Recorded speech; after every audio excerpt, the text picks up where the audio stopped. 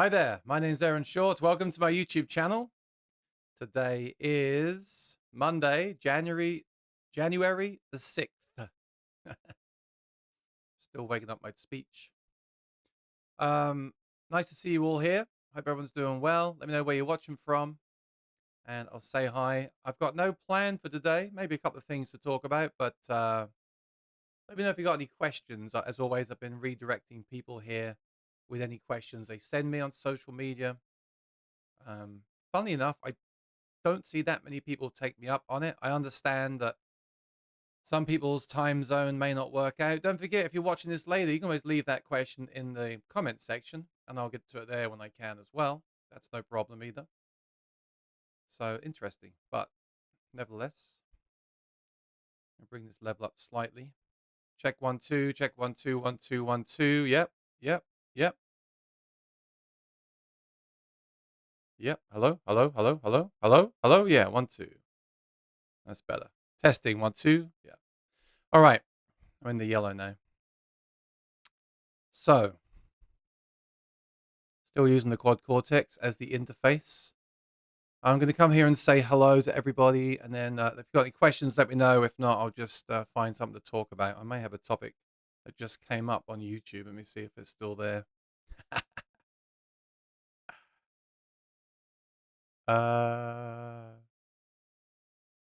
Not yet. We'll see.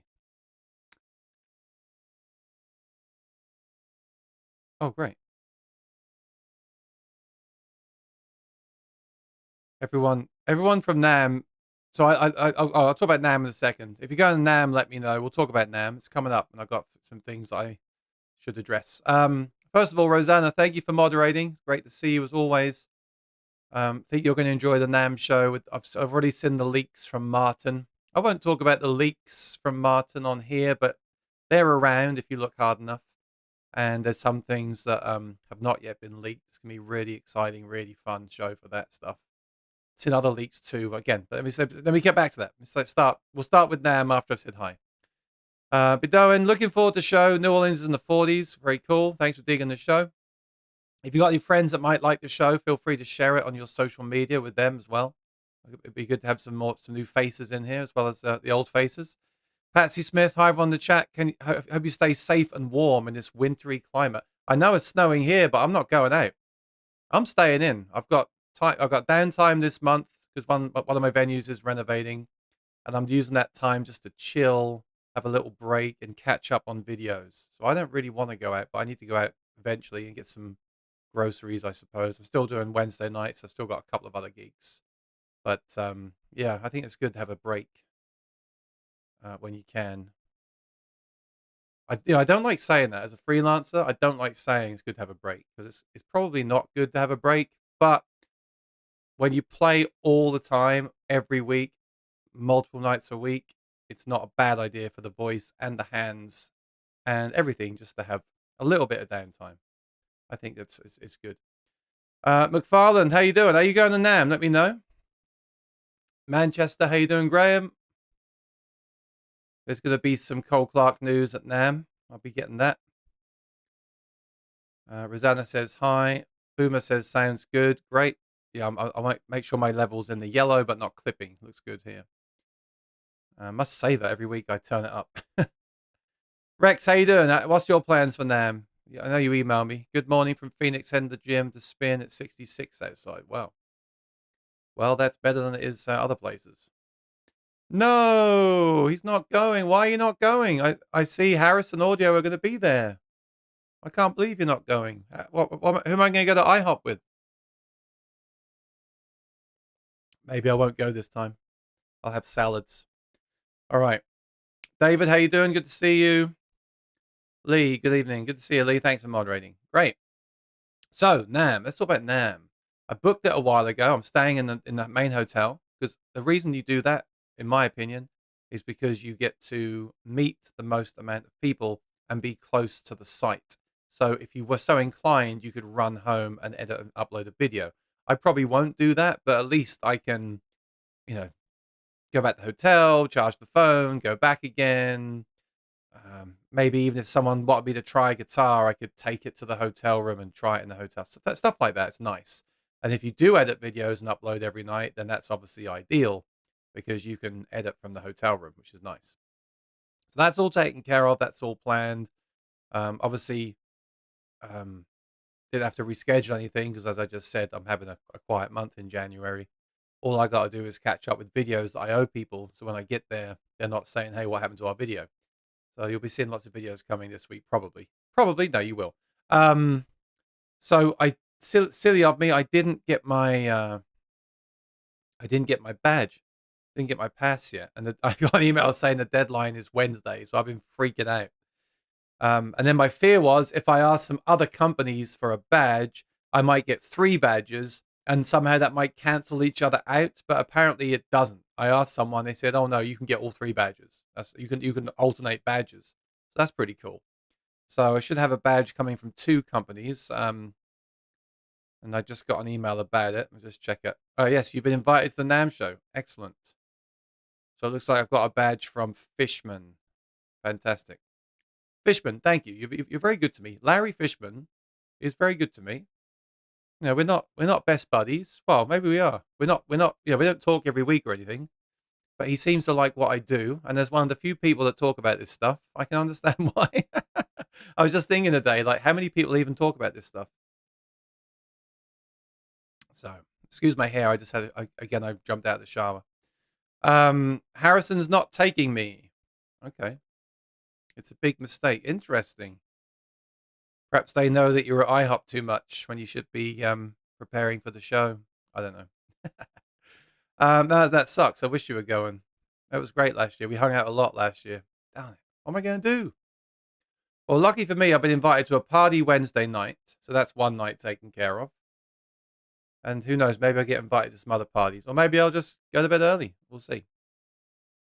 So the pass is taken care of. Yes, I will be live streaming. If you're new here, if you're not subscribed to the channel, please subscribe, ring the bell. It's all free to do that. It's a silly name, isn't it? Subscription. It's not, there's no money involved. YouTube keep asking me to enable memberships. I don't really want to do it yet because I feel like that adds pressure to me to then add the extra content for the members. I probably should do it, and I'm considering it. They just invited me to some seminar, like a 4-week course in optimizing memberships in your channel. I don't know. Apparently it's free. So maybe I will. Maybe I'll look into that. Maybe I should take all this stuff even more seriously than I do at the moment. We'll see. But I'm super relieved that I've got the pass. And I'm also relieved that I'm hearing lots of news of exciting releases that I can cover at the show. So let's talk about a few of them that I can think of right now. John, good to see you. I know it's cold everywhere. Make sure you humidify those acoustic guitars. So there's been a few leaks. Damn, you just got another guitar. I bet you've got another Kiesel coming too. A squit from old McFarlane there. Um, biggest thing for me is there going to be a new release from Line 6? Because the Helix is now 10 years old in June.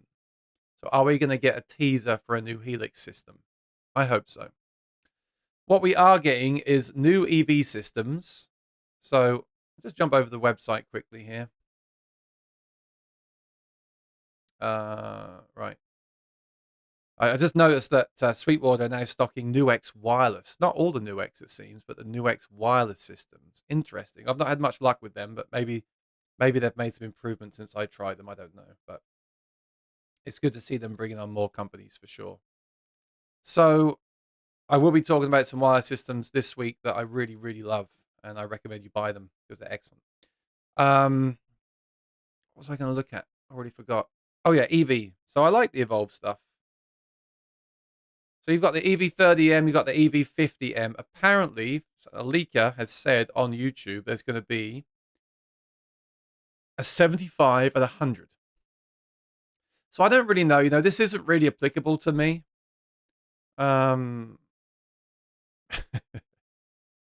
He said, I'll just put another 4K on the credit card. Hey, that's what I'm doing. It was 3.5K, and I've got to take cabs and buy food. It's going to be 4K. But I know every year I say this is the last one. Let's see how it goes. Let's see if it pays for the trip. I think last year's trip just about paid for itself. Maybe. But I don't know. I do enjoy it. I do enjoy it. And the live stream went really well. It got a lot of views, I think. Um, so this is what a lot of people are using. I haven't really tried these yet.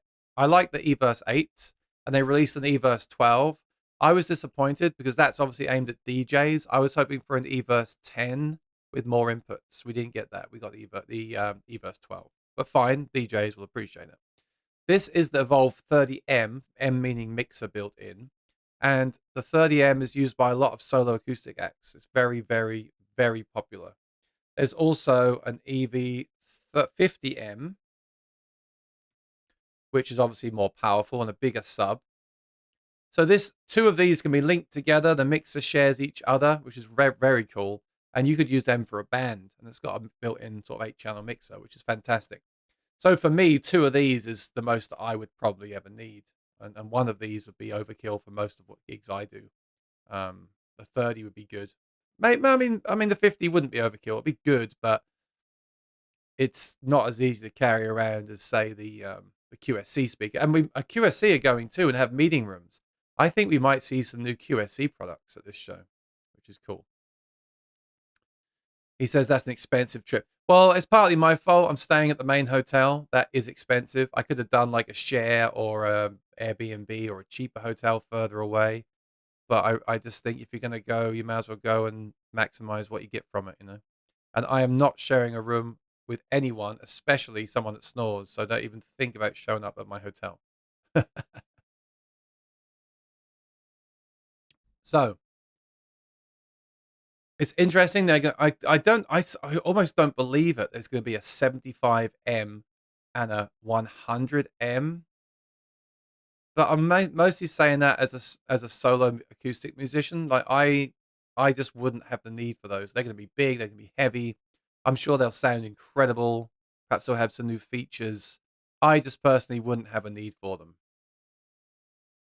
So again, I think they're going to be targeted towards DJs, that big subwoofer, and also 10-piece corporate bands that play to 1,000 people a night, obviously. So I'm glad they're releasing them. They're cool products, but I'd like to see some tweaks to the products that I use. Obviously, that's just me being biased because that's what I use. But I've heard about that leak already, and that's cool.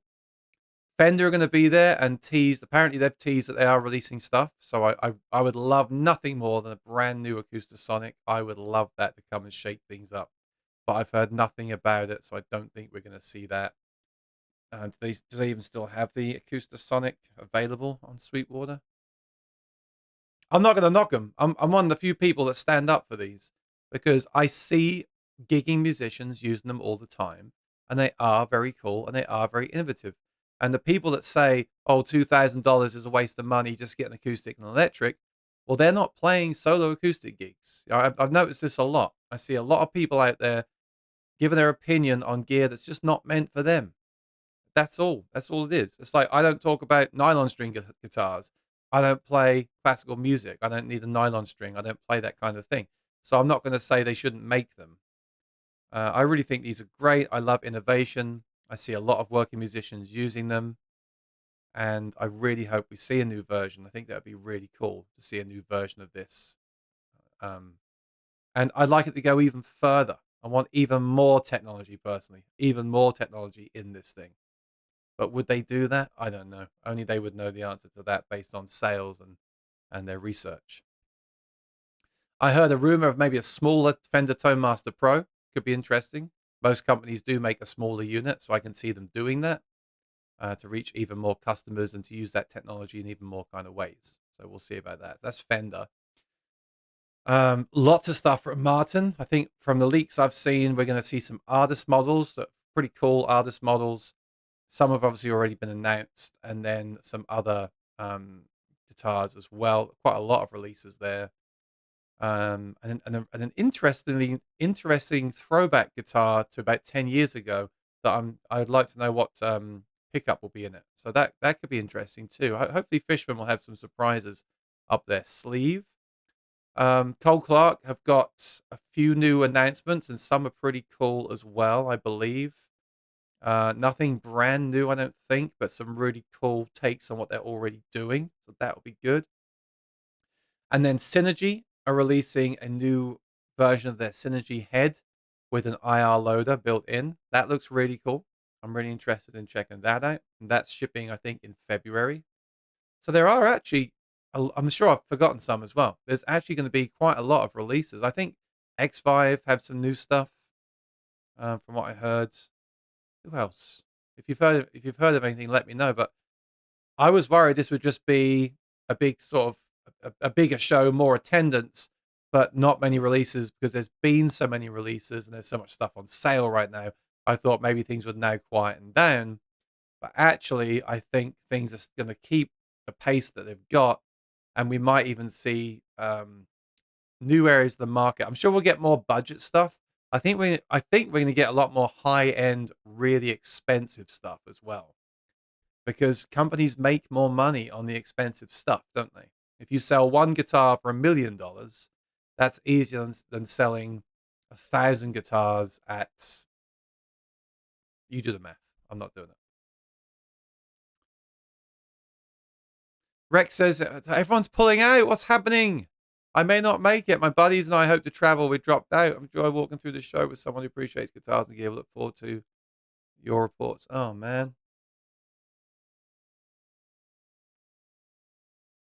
I feel like people are dropping out now. Oh well, I get it. It's expensive. You know, I have to think twice. The truth for me is I love the people. I love the gear, but I love the people and the connections and just seeing people. And I know that everyone's there to do business, and you don't want to take up their time just like asking questions and being social. But I'm also there to do um, deals myself now. I'm there now to be like, hey, can we do something together? And also to get you on video and get them some exposure. Like last year, some of the companies I got on the live stream and the videos got a lot of views. I'm sure that's all good for them. But I really do like it. But yeah, I get it. It's easily a $3,000 to $5,000 trip on average if you want to go for 7 days. If you want to share a room, if you want to go just for the days that they're active, Thursday, Friday, Saturday, and you don't live too far away, not flying international or anything, you could probably do it for 2 to 3 grand. If you want to go for a few extra days and catch any parties and things leading up to the event, you're looking more at 3 to 5 grand in my experience. But don't forget, as a professional working musician and someone that has a YouTube channel, that is an expense. Even as a musician without YouTube, it's an expense that you can put down because you're going to a networking event, a trade show. So this can go against this, and it can be offset against the taxes in the following tax year. So that's a good thing for musicians as well. So for me, with all that combined, it's totally worth it. I like going. I can put it against the taxes next year, and it may help me get some more traction with the YouTube channel. And at the end of the day, I usually get 2 or 3 things lined up from it. So that all that combined is totally justifiable. If I got nothing from it, if I couldn't claim it and I got nothing from it, then obviously it'd be a waste of time. it'd be a. But even then, if you love going, you can kind of look at it as a holiday. If you like California, some people don't like going to California, so then it's not worth it. But I like going to California, so that's fine, especially when it's cold like this.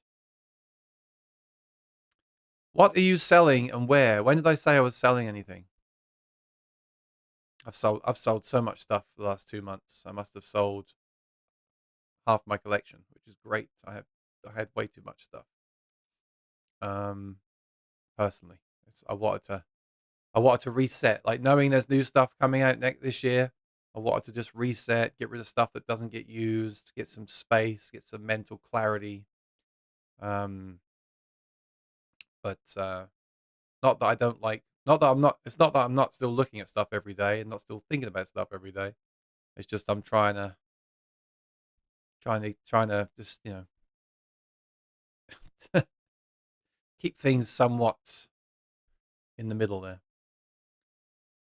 Balance is a hard thing to achieve in life for me. Hi-Fi Duet has been installed. Great. OM35. First reactions are excellent. Working on dialing in the blend. Sounds unreal through my Fishman artist. Haven't run it through my Play Acoustic. Fantastic. Great to hear it. And yeah, it's let me do a little bit of ranting and talk about a few comments I've had recently. And I won't mention any names, and I don't want to make everyone feel bad, but I just want to hopefully put some focus into how I think about a lot of this stuff. So first of all, I had a comment. This sticks in my mind. I had a comment a couple of days ago. Hi, Aaron. What is? And actually, it was a message that I sent the automatic reply to. So hopefully they're in here today to ask the question. But if you're not and you're watching this later on, again, I'm not having to go at you. But I just want some of these comments that people say. It's good for me to explain my side of it. So one comment I had this week was, "What is the best acoustic guitar pickup on the market right now?" Well, there's just I want to say, like, there's no way I can answer that. First of all, this channel was built around what well, trying all the different systems and making videos about them to document that journey. And I've done a lot of that. And to this day, there is still no best. A better question would be, in your opinion, for what you do, Aaron, what is your favorite system and why? That would be a good question. But I cannot tell anyone what the best thing is for them. There is no best, and there is no best piece of gear, because I always go back to something like the Voice i 3 Extreme. For me, I'd have to give that the award for the best piece of gear for me. Now, for an electric guitarist that doesn't sing, that would be a terrible purchase. But for acoustic guitarists that sing and do exactly what I do, which is loop and play and need to travel light and have an all-in-one thing, for me, it's the best thing in the world. Doesn't mean it's perfect, though. I wish it had IR loaders. I wish it had a better USB interface. I wish it had better electric sounds. So I could sit here and pull that apart, and you might think that sucks, but it doesn't. I'm just showing you both sides of it. And there's the same thing with this pickup thing. There is no best. There's a few kind of like gold standards that we like. The bag stuff is up there, isn't it? The Fishman stuff is up there. I really don't hate the K&K as much as I may have made out that I do. I struggle with it, but I think it definitely has its place for the right person. Um, so I just realized I've said this before to people. If you want me to answer what I think is the best pickup for you, then tell me what guitar you have, where you play, how often you play, what songs you play. Do you use a pick? Do you finger pick? Do you do both? Tell me all that stuff. Yeah, what tuning do you in? Everything you could possibly tell me. Then I could tell you what I think you should use. But it still doesn't mean it's the right choice. I just want to be clear about that. But the Hi-Fi Duet is a very big step forward. It's a great achievement, and it's a great system. So I'm glad you're liking it. And please, I want feedback from all of you as well. So please, Jim, let us know in a couple of weeks how it's going for you. All right, I'll get to the other things in a bit if I need to, but otherwise I'd rather answer questions, or it'll just be a rant week. All right, Zach, when you sell online, which is best, shipping included or a ballpark shipping amount? So I used to do shipping included. Lately, I add shipping on. Now, shipping has got more expensive. I use a lot of padding. I pay for insurance, and I use really good quality boxes. I love the boxes that Reverb sell. Definitely buy those if you need boxes. The Reverb guitar shipping boxes. You get a pack of 3, and they're fantastic. So with that and the packaging, I feel like I need to charge shipping. So on something like a guitar that's $2,000, I charge probably $100 shipping, maybe 75 to 100, depending. I mean, really depends on the sale that I'm doing. Say that guitar is listed for what I paid for it because it's a rare guitar, then I might do 75 shipping. If it's a guitar that cost me $4,000 and I'm selling it for $2,000, I might say I want 130 shipping because I want to make sure that I don't spend a penny on the shipping when I'm losing so much money on the sale. You know what I mean? There's so many factors that come into all this. I feel like free shipping might get you a sale faster because in the buyer's mind, they're getting something for free. Oh, I'm getting free shipping. But then you're losing even more money. And I do think the Reverb shipping rates are excellent. Like the labels you get from them, they're very, very competitive, in my opinion. Yes, there's other third-party companies you can use, but to have all that protection, and Reverb have really stood by me over the years in a few awkward, sticky situations.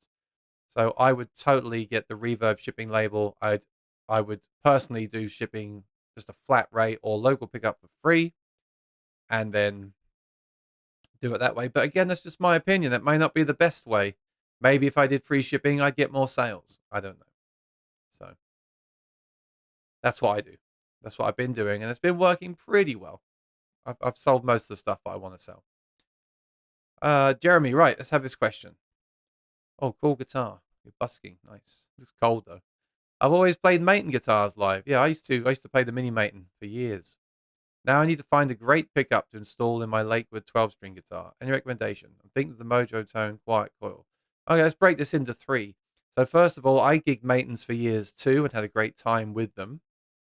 And I had the same problem. It was around that time that I was looking for a pickup to put into another guitar and not play a Maton at the time.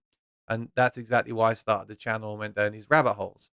So I understand where you're coming from. I will just throw this in there. I don't own a 12-string, and I don't think I've ever owned a 12-string guitar. Some pickups may not be compatible with your guitar, so always check with the company if the pickup is compatible with a 12-string guitar. Okay, because I don't know. That's one area that I'm not very familiar with.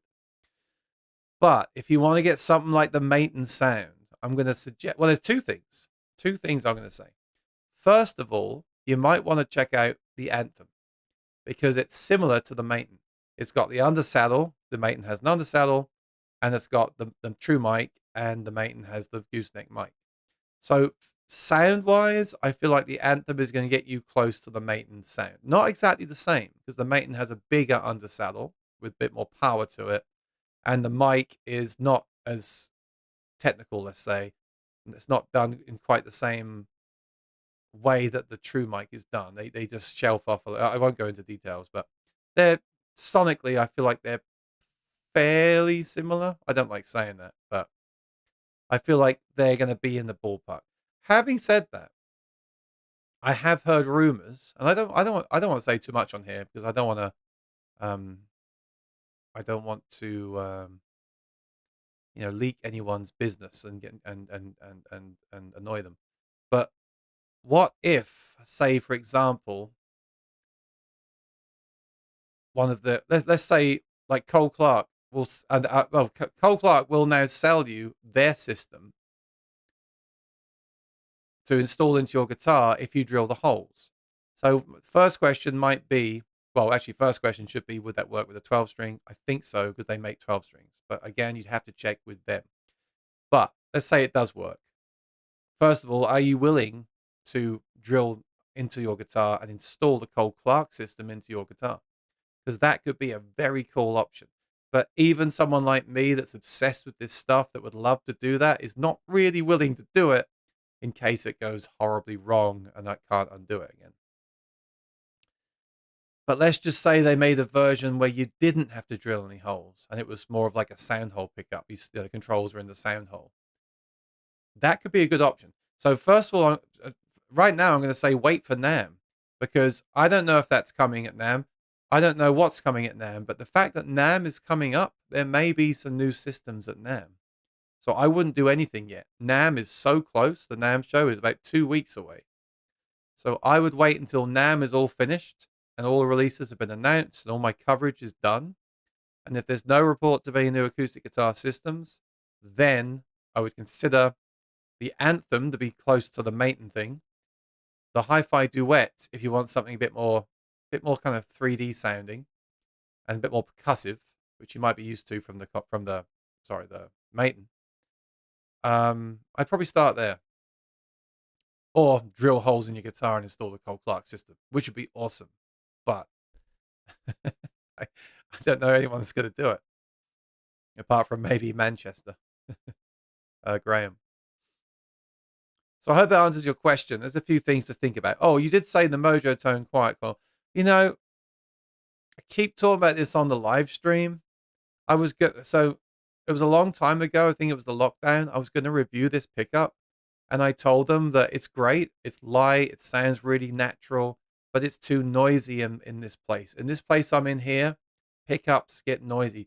Basically, I figured out that right below me is the generator. There's a generator right below where I'm sitting in the garage. That's what causes a lot of noise. But in the Gear's defense, I will say this: don't now think, well, everything Aaron has he's going to complain about because there's a generator below him. No, there are plenty of sound hole pickups, pedals, amps, guitars that don't have any noise. So for me, it's just another thing to test. But certainly single coil pickups in a room like this with lighting, cameras, monitors, Wi-Fi everywhere, the generator below in the basement, in the garage. Certainly that doesn't help. So that was too loud for me and too much noise. So I never ended up posting the video. And then they later they released a humbucker version, but they didn't. Then they didn't. Oh, sorry. Then they didn't show that one to me. That's the one that I should have tried. So that's my thought. I think it's great, but if you have any sort of noise issues with single coil pickups, that's probably not the one for you. But check out the humbucker version. And the other system that I really like, but again, will it work with a 12 string? You need to check because I don't want to tell you the wrong thing. The other system that I really am a fan of is the Fishman Rare Earth mic blend. That's a great system, very natural sounding, and just remove it when you're not using it. But very different to a Maton. I mean, I'm almost tempted to tell you just to get a Maton 12 string if that's what you're used to, because they are very good guitars. But you've got a Lakewood now, so okay. Yeah, just remember, nothing, for better or worse, nothing is really going to sound like that Maton system. And they're not perfect. They're very good. They have a sound, but you've got that undersaddle built into the guitar. You've got that mic right in the sound hole. It's got a sound. So again, I'm not saying better. I'm saying for better or worse, that is a sound from that system that you won't find probably anywhere else. Even I want to say the Cole Clark system, if you installed that, but even that's slightly different in sound and feel. So, yeah, I'm gonna say Anthem. Sound hole pickups. Try a Mojo Tone, either the single coil or the humbucker, depending on your needs. Check out the Fishman Rare Earth mic blend if it works with a 12 string. Consider the Anthem. I mean, if you're going for that kind of sound of the sound hole pickup, consider the Hi-Fi Duet. Because for me, that's like natural like that, but better. And it's inside the guitar, so the sound hole is open. But again, check with all them that they're going to work in a 12 string. Yeah. Whenever I get asked about 12 string, I always check with the companies myself. I don't want to give the wrong information. And I always forget because I'm not playing 12 string all the time. So I'm not thinking about it. All right. Hope that helps. Zach, if purchasing a guitar online, oh my God. Don't get me into this. Ideally, don't purchase a guitar online, but also don't purchase a guitar from a guitar store because then you're stuck with it. It's very hard to buy a guitar these days. I mean, I keep talking about Sweetwater. Oh, Sweetwater this, Sweetwater that. Yeah, okay. I get affiliate links with them. Yesterday, I got some clicks, made a little bit of money. It all helps for my channel, right? But honestly, they are the best place to buy from. They just are. You know why? You see the pictures, you see the weight. That tells you nothing about how it sounds. But really, you need to play something yourself to know how it sounds. Even then, though, it's frustrating to send stuff back and return it. You have to pay the return shipping cost. You have to go to the UPS. You have to box it up. You have to take that time. If you send too much stuff back, you might get, they might stop you buying stuff, things like that, which is fair enough. They can't have people like keep returning stuff, but it is really difficult. On the other hand, I don't think the guitar stores were ever the answer for me either. I've played plenty of guitars in guitar stores where I thought they were fantastic, and then I got them home and didn't like them and couldn't return them. So for me, it's just, it's just hard, But if purchasing a guitar online, I mean, you obviously, and I know this is not your question, but Used is great because if you buy a used guitar you don't like, at least you won't lose a ton of money when you sell it. So, if purchasing a guitar online, what is the maximum shipping cost you would pay? Wow, good question. I mean, how can I answer that? How long is a piece of string, right? If it's coming to me from across the country, I'm willing to pay more than if it's coming to me from the next state.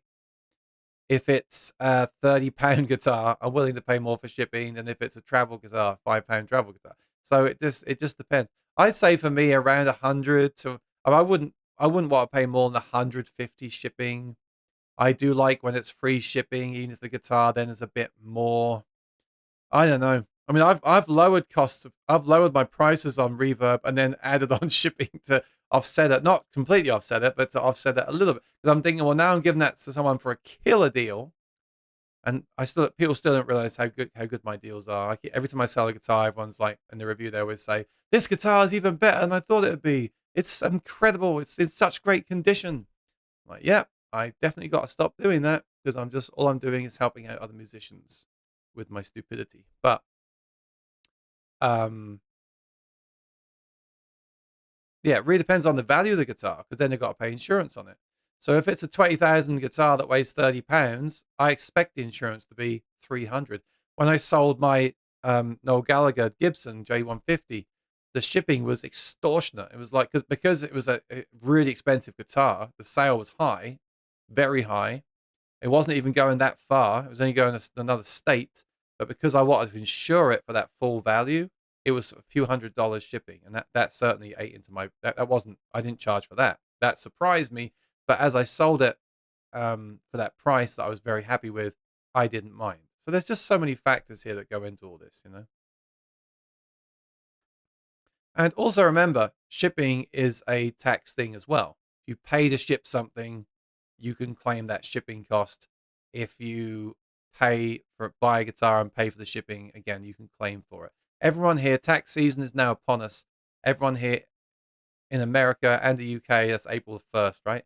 So everyone here should be thinking about taxes because you can if you're smart, you can save a lot of money. There's actually an excellent article on Sweetwater about taxes and how to do them and what you can claim for. I highly recommend you check that out.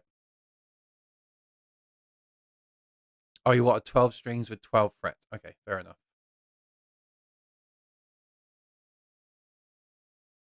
And just to be clear, I was not saying I think the maintenance system's great, and I've gigged it for years, and I still like it.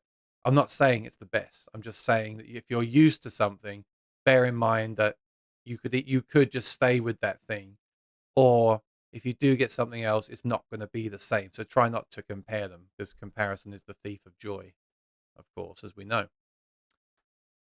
Cole Clark complete preamp system strip. That's the one. $700. I know.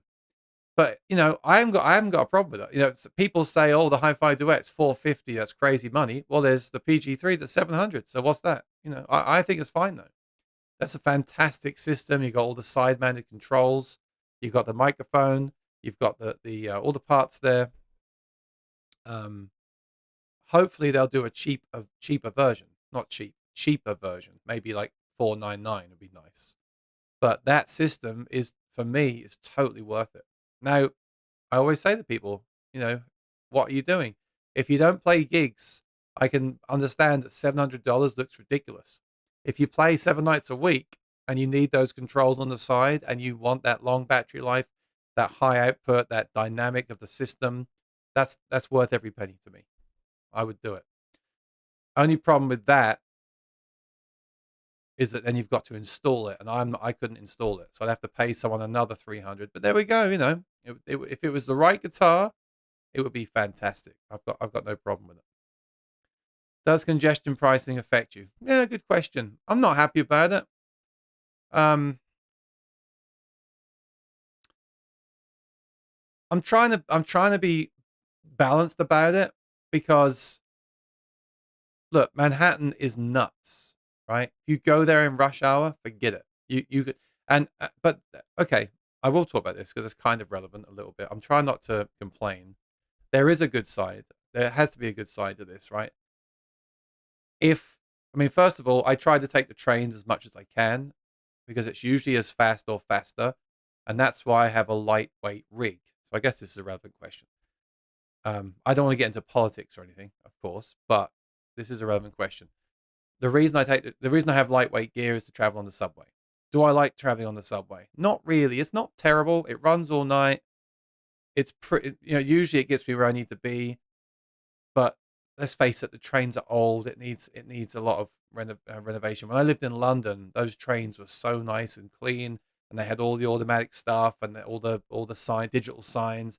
When I moved to New York, there was none of that. I was quite shocked. That is now catching on. We've got the card readers and all that stuff. But for me, the problem the problems should have been addressed before this was brought in. The problems are, there's this crazy thing, like if you drive down to a bridge and there's the lane to take the bridge and another lane to go another way that you're supposed to stay in, what people do is they drive down that lane and they cut in at the end. And what that does is that pushes you back and pushes you back. So you end up sitting in traffic. It's the drivers that are creating the traffic. So the first thing that should have been done is cameras should have been installed for those people. Those people breaking the law and pushing in, because you would never go into a well, you probably wouldn't go into a Starbucks and just walk in front of everyone and cut through, would you? But people will do that in a car. They feel safe in a car. So the first thing they should have done is charged those people a fee. That's a fine. That's the first thing they should have done. And then the second thing is found a way, because every time I take the subway, people jump through the gate or go under the gate and open the main service door for people to come in. So they should have fixed that, because why should I pay to take the subway and other people don't?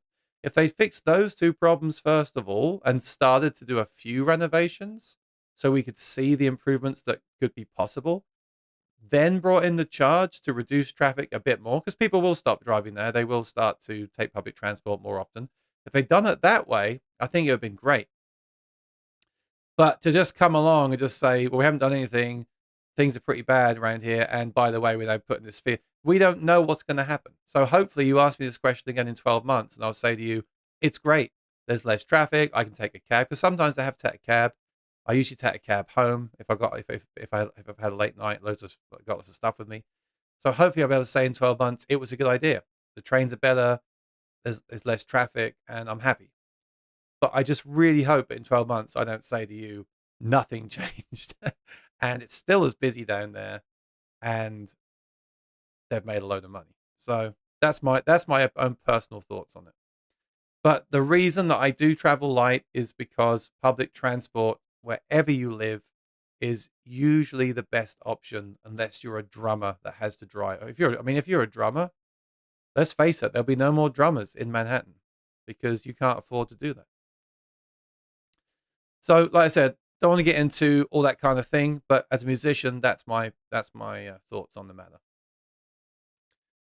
Z-Mail, Happy New Year. When you play acoustic shows, do you ever use a Dreadnought? No, I've kind of stopped using big guitar. I was actually thinking about this the other day. I used to gig Dreadnoughts, then I got into cutaways more, then I got into the guitar behind me, the kind of grand performance. I'm kind of then for a while I gigged the Mini Maton, and now I play the smaller bodied Cole Clark. So here's what I'm thinking. Here's what I've been thinking this week. I almost made a video on it, but I didn't. So I'll just tell you now. I've always said this, when you hear a guitar at a gig, you don't hear the guitar. You hear the pickup. Now, does the wood and the body shape of the guitar influence the pickup? Well, it depends on the pickup. And here's what I thought about a cool video, for example. If you put a Fishman under saddle pickup in a high-end Martin Dreadnought, and if you put the Fishman under saddle system in a Stratocaster, you can buy the piezo system for a Strat.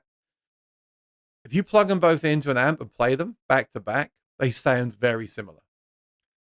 Okay, the Strat has electric strings, so it's not going to sound quite the same. But you get my point. My point is, people will play those electric guitars with electric strings and a piezo pickup and say, "Oh, it sounds like." And someone will say, who doesn't know any better, "Oh, it sounds like an acoustic guitar." Yeah, it sounds like an acoustic guitar from the 80s with a undersaddle pickup in it, and you're hearing the undersaddle pickup. That's what it sounds like. It doesn't sound like an acoustic guitar. Very few pickups sound like an acoustic guitar. And in fact, no pickup really sounds just like a microphone in front of an acoustic guitar. We still aren't there yet. All right. So for that reason, it's the same thing with like the smallest body Cole Clark and the biggest body Cole Clark. They're really close, because you're hearing the same pickup. They both have the same system. So the only thing influencing the sound is the thickness of the strings, which does influence the sound quite a lot. And the body is definitely influencing it a little bit. That like a bigger body, because there's a body sensor and a microphone, is definitely influencing the tone. You're going to get a bigger, fatter sound from a Dreadnought Cole Clark than the little travel small mini one, the little 3/4 one they sell. But it's not that much different. So for me, it's not really worth it. If I'd rather have a smaller, lighter, easier playing guitar on stage and sacrifice the acoustic, because I put a sound plug anyway. So I'd rather not worry about that. A part of the purist in me wants to know that my guitar, if I then took it home and played it on the couch, would sound incredible. But that's just the emotional response of, oh, I need the best guitar in the world. The reality is a comfortable guitar with the little controls on the side that doesn't feed back and has a long battery life is really the ideal situation, I think, for most people. I wish Cole Clark would send more. I'm not seeing so many guitars here right now again. There's a lull. And I think they should send more of their thin line guitars and their smaller body guitars. That'd be great for the stage. So I hope to see more of them at NAMM. So I like Dreadnoughts. Acoustically, I think you can't beat the sound of a good Dreadnought. Not too much bass, but that, again, because it's acoustic, you're hearing the guitar, you get that big sound. So I do think for recording, a Dreadnought, obviously recording, the microphone hears the guitar. A Dreadnought is very important. But they're not comfortable for a lot of people. And on stage, I don't think they're worth it when for what you get from the pickup system with most systems. Wallace, how you doing? Back on dry land. We'll be in New York in March. Fantastic. Yeah, so I do think a Dreadnought for me is like the gold standard of a gold standard of acoustic tone. Again, depending on the guitar, because all guitars are different. But a good Dreadnought cannot be beat. But on stage, I think it gets lost in translation through a pickup system. A little bit. Some will argue with that. And they'll want that extra 3% that they get from that. And they want the feel of it too. But for me, I'm just not there. But don't forget, I used to gig the Mini Maiden, which was comically small. All right. Get your questions in. I'll go a little bit past 5 today because I'm getting warmed up to do some videos. So any questions, ask today. And then how long we got until NAMM? Let's see. So basically, next Monday is the 13th, and the following Monday, I'll be traveling to NAMM and hopefully I'll be in the door. I will give you early access. I'll do a little sneak preview because I arrive on the Monday. All right. Icaro, Ampero Mini, and Vectorbox 2 for acoustic. Is it worth it? I haven't tried them. I usually stay away from those kind of things for acoustic. Honestly, like I love the stuff I have. I mean, the quad cortex, if you sing for acoustic, is great. Of course, the Voice Live 3 Extreme as a singer for me is the absolute gold standard. Quad cortex is great. It's got the mic input. If you just play guitar and don't sing, something like HX Stomp. The ones you mentioned, I haven't tried them. They might be. I'm sure they're good. A lot of stuff now is good at very, very affordable prices. But yeah, I don't look at those things. Maybe I should. I don't know. Whenever I have done, I then just think, well, I'd rather just spend the extra money and get a quad cortex. But I know a lot of people don't want to spend that kind of money. Multi effects versus pedals. What do you think? Well, I have a little pedal board that I just kept around because of the channel. I don't even touch the thing. I keep thinking about just selling it. If I had a band gig tonight, I would just take the quad cortex or the little Kemper player. I love the little Kemper player because it's so small. I would just take that and just go direct and just have the things that I need. I would, but that's not me. You know, I'm not like playing electric 24/7 and trying new pedals every day. I just like to have a great reverb, a great delay, a great tuner, a great looper, a great chorus, a great the basics sort of thing. So personally, multi effects for the convenience, but I understand why people like to make a pedal board because it's more custom to you. Um, but overall, what you're saying, again, for me, Voice Live 3 Extreme, because it has the vocal effects, the guitar effects. They're not the best, but it has everything that I need in one place. And then when I sit and play electric, I tend to gravitate towards the Quad Cortex because I just really like it a lot. But it's got a long way to go. I think they could do so much more with it, and I hope we see some updates on that at NAMM as well. Honestly, if anyone's shopping right now, wait for NAMM. NAMM is so close. Don't buy anything right now. Wait for NAMM to come. Unless you get something used or a great deal on something, because there's still some good deals around. Wait for the NAMM show because there's bound to be new stuff announced. I mean, a smaller Tone Master Pro affordable price could be great. That's a good system. Maybe there'll be a new Line 6 device. I mean, that could be a game changer if they did it. We'll see. But yeah, I think individual pedals are cool. It gives you more options. Like if you have an HX Star, I mean, you could get all the mini modelers from each company and have them all on one board and have access to every company's little mini multi effects. But I tend to just get one thing and stick with that, but just for simplicity. I think I'm very much about convenience most of the time, which might be weird as someone that likes gear. I should probably like all the little individual things as well. For me to take an individual pedal to a gig, it'd have to be really, really, really worth it. But then at home, even then at home, it'd have to be really worth plugging it in to make it worth my while. So yeah, I guess I'm a multi effects person. There you go. But I saw an interesting video the other day though, where they said that the thing about a tube amp is and you've got to remember this: a tube amp is non-linear. So you can play exactly the same thing with exactly the same guitar in exactly the same way, or you could even record a loop and then play that twice through a tube amp, and each time it'll be slightly different because a tube amp is non-linear. Digital is linear. So if you play that thing through the digital pedal twice, it'll be exactly the same. Now, some people like that because it means that in every room and every place they play and every place they record, they get the same sound. But some people don't like that because they like the fact that the tube amp is non-linear. It's like a microphone. It's like recording an acoustic guitar. That's all analog, non-linear, non-linear. But if you use IRs, well, a lot of IRs, then they're going to be linear, right? It's going to repeat the same thing every time. So it's worth bearing that in mind as well. But can you hear those differences? That's another argument. If I played that same loop through the tube amp twice, could you tell me if they were the same or not?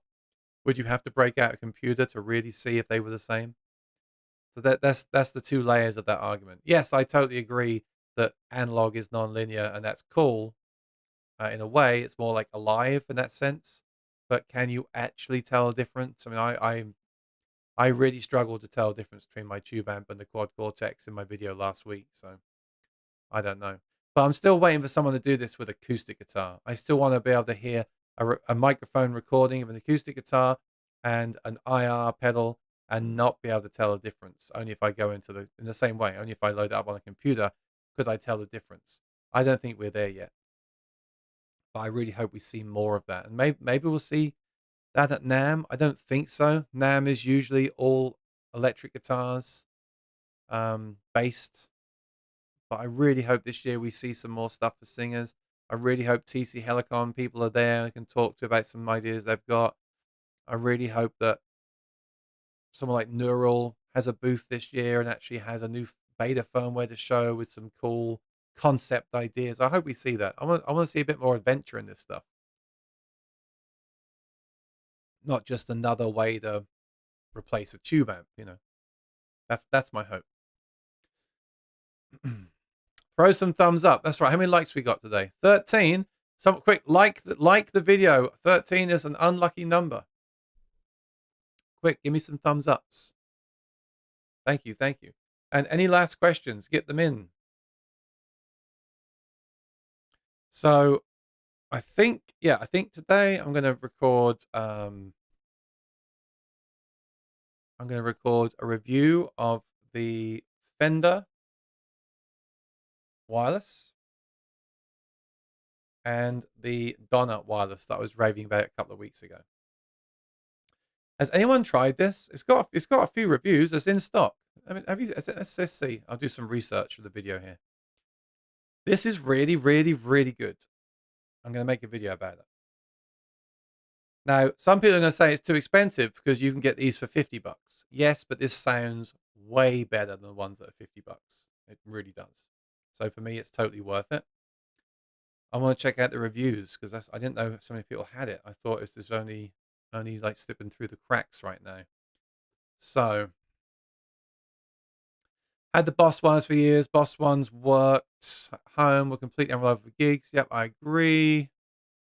Good battery life, great tone, perfect. Yep, I agree. By the way, I'm going to say in the video, I love the Sennheiser version system, but I had too many issues with the battery. Maybe we'll get new versions from Sennheiser at NAMM. I really hope we do. That was a great system, but it needs a refresh. This is the best wireless I've owned. No dropouts, great sound, ability to switch between active and passive. I totally don't understand the need for that at all, but this person does, so that's great. I'll talk about that in the video. It just works. For the past few years, I've tried many brands of 2.4 and 5.8, big and small. They all had range issues from popping, fizzing, fidelity, dropouts. This seems working great. I agree. I've had no issues at all. Game changer. I've been the wireless down with my bass since a few things. I know. Only thing I'll say is this, though. The Sennheiser was exactly the same, but it took me a year to find out the battery had an issue in those systems, from my experience. From my experience, Sennheiser. So I will just say this, one reason I don't jump on and make reviews immediately is because I try to test things as much as I can. I can't wait a year to review this system. It'll be old news. But I've tried it for a few weeks and everything's great. So, and I'm happy to update a video if I need to as well. So I completely agree with all these things people are saying, but you can't say, I don't think you can say it's like the gold standard, game changer, revolutionary, because you haven't had it for a year or two. I think that these things need to be tested long term. Into wireless from my bass since they became a thing. Yes, me too. Things I look for, me too. Yep. Checks all the boxes, even though it's new purchase, inexpensive dongles so far exceeded every expectation. Yeah, I agree. Using 5.8 seems to be a new wave. No, I don't agree. 2.4 can be absolutely fine. It's just how it's implemented. But it is good. It's not a bad thing. It's using 5, so that's fine. Works great, very easy to use. Plug it in and turn it on. Sounds just like the cable. I agree. Now let's get to the slightly worse reviews. Love it. Only issue is lack of auto shut off. I thought it did shut off. I need to look into that. Excellent so far. Received a couple of days ago. Very good build. Fits everything. Paired quickly. AB with cable. These ears. No difference. I agree. What they say. Solid signal. Yeah. Great. 2 gigs. 5 hours. Still had it 50%. Yep. Only hit 4 stars. Had it long enough to rate. But I don't understand that. I wouldn't give it 4 stars because you've not had it long enough to rate how the longevity. I mean, you've got.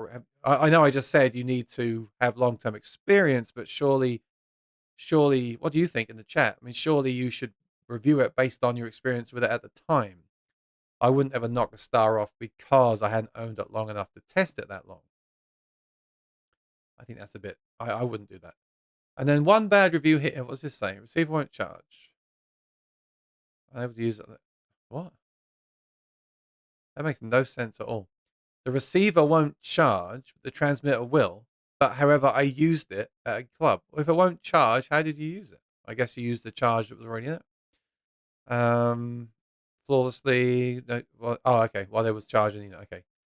2.4 have issues. No, I don't agree. You cannot make blanket statements like that with gear. The Sennheisers are 2.4. I had no issues at all.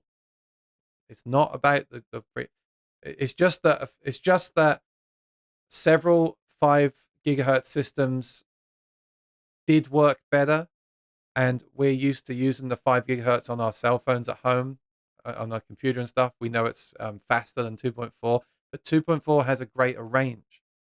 It's not about that at all. That's a mistake. But it is fantastic. Whatever they're using is fantastic.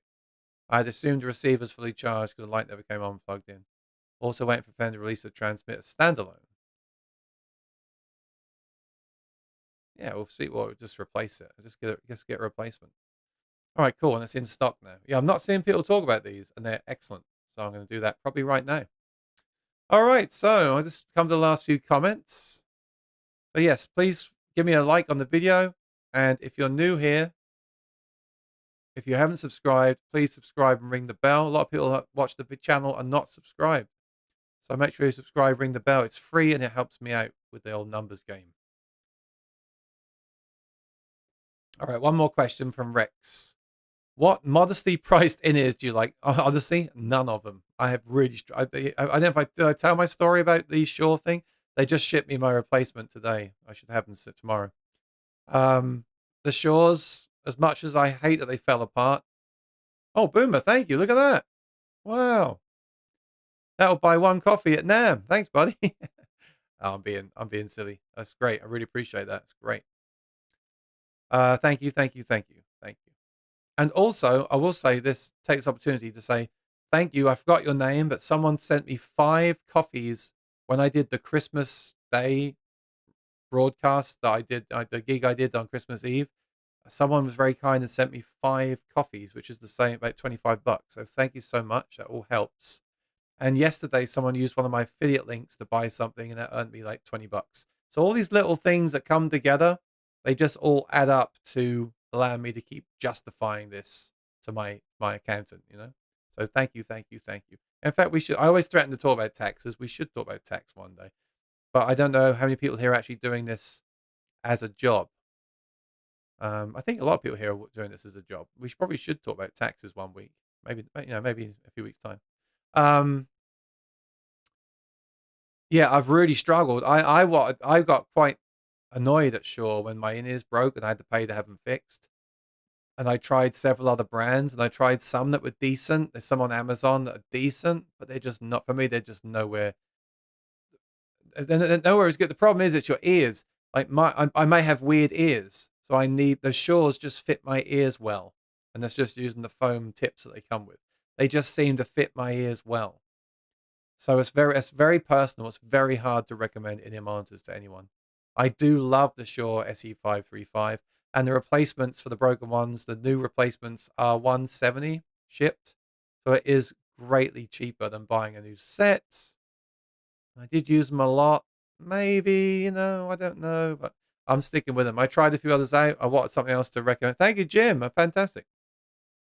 Thank you, Jim. Appreciate it. Means a lot. I wasn't asking for money today. I'm just letting people know what the expenses are, because I'm sure some people are interested.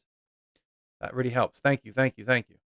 And yes, people always say, well, YouTube take a cut. I got no problem with that either. Without YouTube, none of us would be here, would we? YouTube is a fantastic resource for all of us. Oh, you bought the Donna. Yeah, that Donna is amazing. I'm going to put that video out as well, because I want to speak to Donna at NAMM. And if it'd be good for me at NAMM to walk up to, say, Donna and say, oh, look, I love your wireless system. I did a video on it. Can we do some other videos? That'd be cool. That's my plan with this stuff. So the Donna wireless mic system and the Fender Telepath system, that's a great combination. Really, really, really good. Cheers, Jim. Yeah, so it's really hard to recommend. I've heard good things about the X5 in-ear monitors. You might check them out. With Amazon, you can return in-ear monitors, which is good because you can't from Sweetwater. So maybe start with Amazon. Look around. There are some cheaper ones. Can't think what they're called, but there's a brand that everyone talks about. It's like $80. I've got one here as a backup. They're decent, but because of my ear shape, I need to use the SE535s. I will continue to use them. They're very good. But yeah, very hard. It's like recommending because it's about your ear shape, it's very hard to recommend that. Ideally, I do custom, but I'm too scared to do it because I had a bad experience with it. But SE535, I'm going to recommend them because that's what I use. But I did have one of them break. All right, Jeremy, since you're also a singer, what's your favorite live vocal mic? I bought the Lewitt W950. So this is a Lewitt here. This is the Lewitt Ray. I love this mic for my live stream, but I wouldn't use it for a gig, I don't think. So I've always used, last few years, I've been using the Sennheiser E935. Very, very good mic. I'm not going to say it's the best. I haven't sat and compared them all, honestly. But it's been good. I had one die on me. They replaced it, which is good. Don't know how that happened. Maybe I could have fixed it myself. I don't know. I always carry it for that reason. I always carry a spare mic, and then that spare mic can be used for speeches as well as a backup. And a good tip that I've learned recently: go on Amazon and buy the little covers. Now, I don't mean the foam covers. I used to carry the foam pop shield around with me to put on a mic in case someone wanted to use my mic for a speech. Terrible, because they're so big and bulky, and people end up just taking them off. They look weird, they feel weird, they're foam, they get spit on them. They're not exactly cheap. But since the pandemic, they've been selling these little disposable covers. They're brilliant. I bought a whole bag of like 1,000. They're amazing because they're thin. They're just like a little. They're like squashed into a little rectangle. You pull it apart. You stick it over the mic.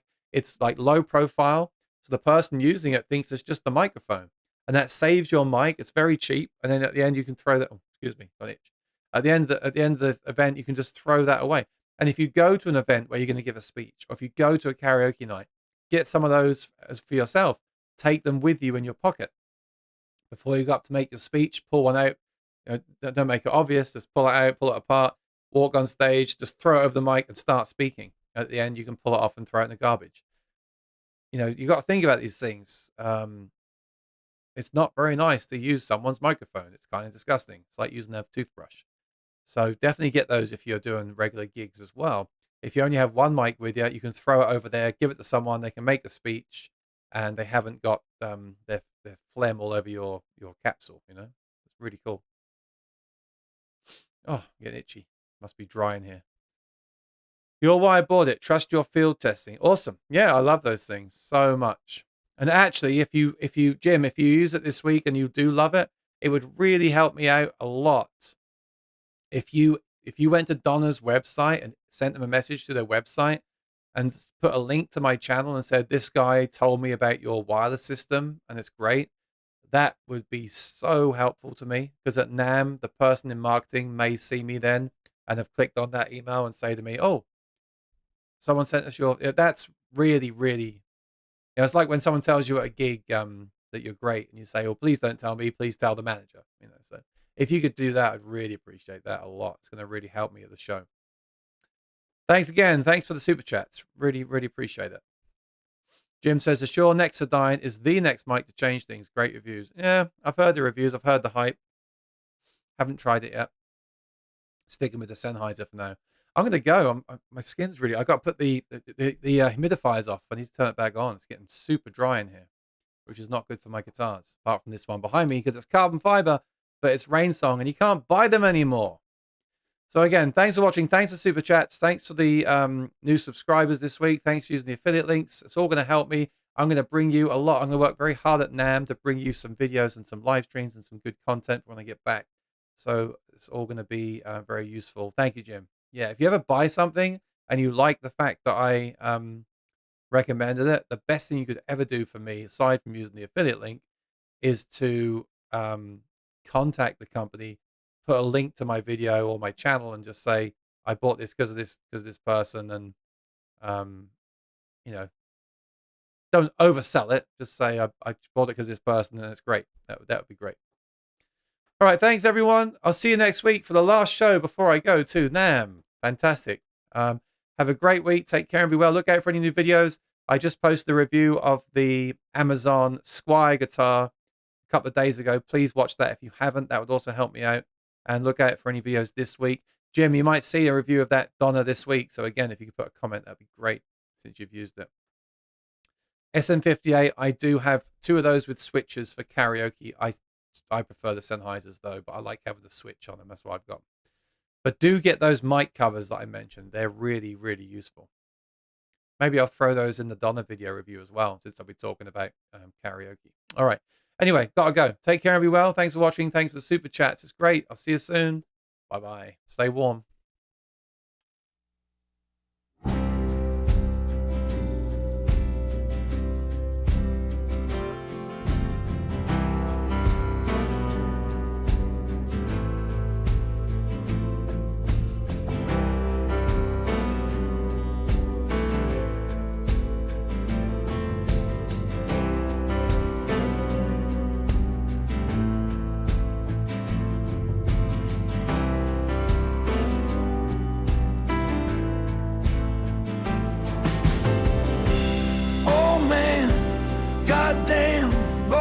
Six-string today, vintage wood, shiny frets, strumming blues while the sun fades.